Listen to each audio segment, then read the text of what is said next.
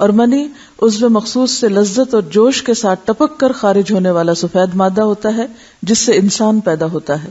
اس کے خروج سے آدمی پر غسل فرض ہو جاتا ہے.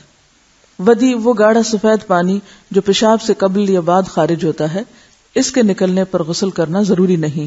یہ اسی طرح لیکوریا بھی اس میں آ جاتا ہے. جن عورتوں کو سفید رطوبت یعنی لیکوریا کی شکایت ہوتی ہے اس سے بھی غسل لازم نہیں ہوتا، حسب معمول نمازیں ادا کرنی چاہیے. لیکوریا کا جو سیکریشن ہے اگر وہ کپڑے پر لگ جائے تو اسی طرح چلو بھر پانی سے اس کو صاف کر لینا چاہیے. حائضہ کو چھونا اور اس کے ساتھ کھانا جائز ہے. حضرت انس رضی اللہ عنہ روایت کرتے ہیں کہ جب عورت حیض سے ہوتی تو یہودی اس کے ساتھ کھاتے پیتے نہیں تھے، تو رسول اللہ صلی اللہ علیہ وسلم نے فرمایا حائضہ سے ہر کام کرو سوائے جماع کے، یعنی حائضہ سے کھانا پینا، اٹھنا بیٹھنا، ملنا جلنا، اسے چھونا، بوس و کنار وغیرہ سب جائز ہے سوائے مجامت کے.